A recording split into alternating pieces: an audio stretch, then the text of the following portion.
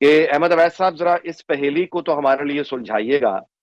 कि ये क्या हुआ कि वो वही शख्सियत, इत्तेफाक की बात है, डोनाल्ड डू और वही अमेरिका, और वह बात एक शुरू हुई और उसके बाद फिर आज वही आपकी पार्टी पर बैन पर तशवीश का इजहार कर रहे हैं। और इस हद तक के वज़ीर दिफा ख्वाजा आसिफ गोया रश्क से या हसद से या हैरत से वो चला उठता है कि आखिर क्या बात है,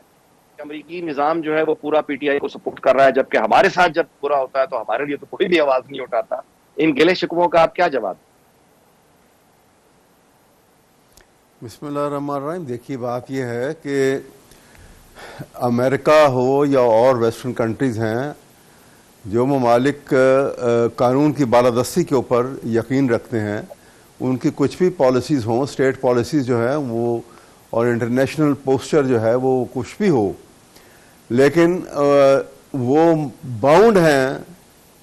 being functioning under the constitution, कि वो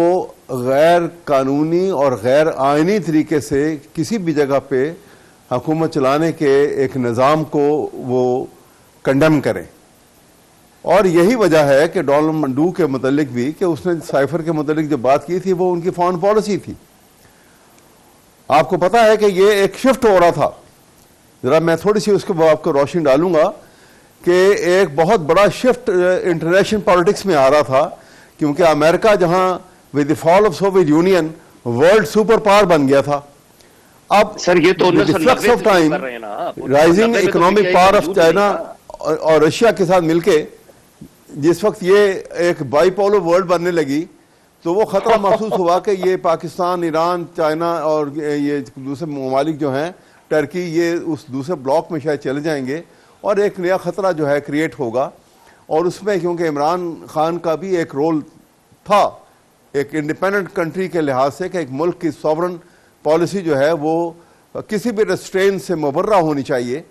तो उन्होंने ये थ्रेटनिंग ये कमेंट्स जो हैं वो पास ऑन किए थे टू द एम्बेसडर। और वो बात जो है वो साबित भी हो गई, बाद में एक आर्टिकल भी आया वॉशिंगटन पोस्ट के ऊपर, और उसके बाद यहाँ भी आपने देख लिया कि वो वॉशिंगटन पोस्ट में कौन सा आर्टिकल था जिसमें अदालत ने उनको बरी कर दिया? वॉशिंगन पोस्ट। लेकिन मैं आपको सिर्फ एक बात ये कहूंगा, आर्टिकल था क्या उन्होंने तस्दीक की थी आपके ज़माने? यह आर्टिकल गालिबन वॉशिंगटन पोस्ट में एक आर्टिकल आया था जिसमें उसमें इस हवाले से एक काफी डिटेल से उन्होंने इसी के ऊपर रोशनी डाली थी, और साइफर के हवाले से। मैं एक बात करना चाह रहा हूं कि यहाँ पे सिर्फ इतनी बात आपको बताऊंगा, मैं तो सिर्फ समझने की कोशिश कर रहा हूं कि हमने ये सुना जरूर है कि अमेरिका तीसरी दुनिया के बहुत से ममालिक में हुकूमतें गिराता है, उसमें मुलव्विस रहा है, तख्ते उलटता है, किताबें छप चुकी हैं, सब कुछ मौजूद है। लेकिन ये कभी नहीं सुना कि जिस शख्स के खिलाफ अमेरिका हुआ, कुछ महीनों बाद वो उसी की पार्टी बचाने की जद्दोजहद भी कर रहा है। ये दुनिया की वाहिद मिसाल ही है, अगर उन्होंने आपके खिलाफ साजिश की है तो। नहीं, ये वजह नहीं है। मैं आपको बताऊं, आप मुझे इजाजत दें। बात यह है कि पाकिस्तान की बहुत सारे ऐसे मामला सेंसिटिविटी है जिसकी वजह से अमेरिकन का कंसर्न भी है यहाँ पर। इसके बावजूद कि अब वो इंडिया ने यहाँ का साउथ एशिया का मिनी सुपर पावर बनने का जो है एक बेड़ा संभाल लिया है और अमेरिका उसको सपोर्ट भी कर रहा है, लेकिन पाकिस्तान को वो इग्नोर नहीं कर सकते। So long as Pakistan is a strong nuclear power with strong arm forces, तो इसलिए उनका एक पॉलिसी के ऊपर उन्होंने ये था कि पाकिस्तान को डिस्टेबलाइज करें बाई इकोनॉमिकली और मिलिटरीली। और मिलिटरीली कैसे करेंगे कि आप डिस्ग्रेस करें in the arm of people of Pakistan. कि इसके बावजूद के पाकिस्तान के इस लीडरशिप के वो खिलाफ था अमेरिका, कोई शक नहीं है, लेकिन इसके बावजूद पाकिस्तान में वो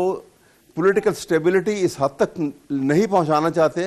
कि यहाँ टोटल एनार्की हो जाए, क्योंकि इकोनॉमिक क्राइसिस है बहुत बड़ा, और 24 करोड़ अवाम जो हैं वो जो इकोनॉमिक क्राइसिस का शिकार हैं, जहाँ 55% से ज़्यादा पॉपुलेशन बिलो पॉवर्टी लाइन चली गई है। तो ये एक ख़तरनाक सूरत हाल पैदा ना हो जाए, और विद जहाँ पे एक तरफ आर्म फोर्सेस मौजूद हैं, एक तरफ न्यूक्लियर पावर मौजूद है, एक तरफ इंस्टेबिलिटी टू दिस एक्सटेंट, ये बड़ी ख़तरनाक सूरत हाल है जो कि दुनिया के इंस्टेबिलिटी जो है वो क्रिएट कर सकती है, कोई क्राइसिस क्रिएट कर सकती है। इतनी बड़ी nuclear power with this condition, उसको संभालना और उसको बचाना भी उनका, वो समझते हैं कि ये भी हमारी जिम्मेदारी है। आपने किताब पढ़ी होगी, एक अभी लेटेस्ट आई है, वो डैनियल की लिखी हुई, जिसमें उसने कहा कि we don't want Pakistan to develop, ये हमारी 70 ईयर पहले की पॉलिसी है, लेकिन इसके बावजूद हम ये पाकिस्तान के ऊपर हमारा ग्रेट कंसर्न है ऑन दीज अकाउंट्स। जी